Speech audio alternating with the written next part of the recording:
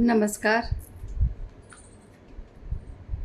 બાળક એ પરમાત્માએ માનવજાત પર લખેલો પ્રેમપત્ર છે. આવા સુંદર અને હૃદયસ્પર્શી શબ્દો લખનાર ગીજુભાઈને વંદન. બાળકો પ્રત્યે અનહદ લાગણી અને સ્નેહ ધરાવનાર ગુજરાતી સાહિત્યના ભીષ્મ પિતામહ કહી શકાય એવા આપણા બધાના પ્રેરણા સ્ત્રોત અને પથદર્શક શ્રી ગીજુભાઈને આપણે સૌ તેમના વિચારો અને કાર્યો દ્વારા યાદ કરીએ. તેઓએ મોન્ટેસરી પદ્ધતિ 1923માં ઇન્ટ્રોડ્યુસ કરી. બાળકો માટે 200થી પણ વધારે પુસ્તકો લખ્યા. બાળપણના મહત્ત્વના વર્ષોમાં બાળકોનો વિકાસ અને શીખવાની ક્ષમતાને કેવી રીતે વિકસાવી શકાય તે પુસ્તકો દ્વારા સમજાવ્યું. શિક્ષણના માળખામાં જે ભણવાની પ્રિસ્ક્રાઇબ્ડ બુક્સ, તેમાં રહેલો સિલેબસ અને તે જ પદ્ધતિનું ભણતર તેમને મંજૂર નહોતું.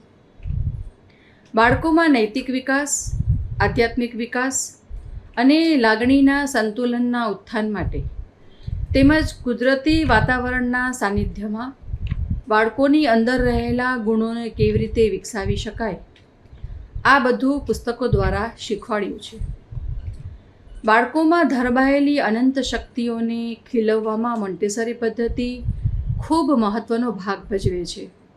આ સમજ તેમણે પોતાના કાર્યો દ્વારા અમલમાં લાવી. બાળકો સ્ટ્રેસ ફ્રી ભણી શકે,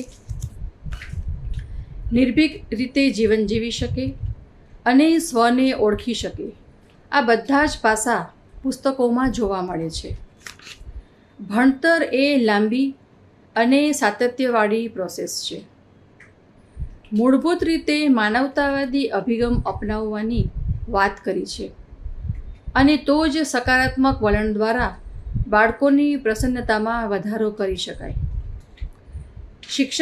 શિક્ષકો પણ સ્વતંત્ર રીતે પોતાના વિચારો અને આઈડિયાઝ શિક્ષણ પ્રથામાં સામેલ કરીને બાળકોમાં શિક્ષણ પ્રત્યે રસ જગાવે અને શિક્ષણને વધુ ક્વોલિટીવાળું બનાવી શકે. તેઓની ભણાવવાની પદ્ધતિ સરળ અને આદર્શ હતી, જેનાથી શિક્ષકો, માતા પિતા, વિદ્યાર્થીઓ અને સમગ્ર સમાજને ઘણા બધા પ્રશ્નોના જવાબો મળ્યા.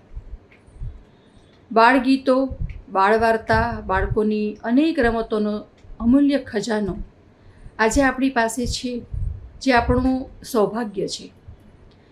તેમની દ્રષ્ટિએ બાળકો સ્વાવલંબી બને, આત્મનિર્ભર બને અને તેવું શિક્ષણ હોવું જોઈએ. તેમનું પ્રચલિત સૂત્ર બાલ દેવો ભવ તેમના નૂતન અભિગમ અને રચનાત્મક દ્રષ્ટિને આભારી છે.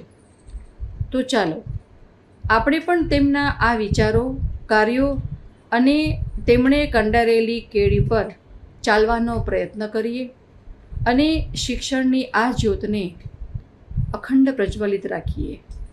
જય હિન્દ, જય ભારત.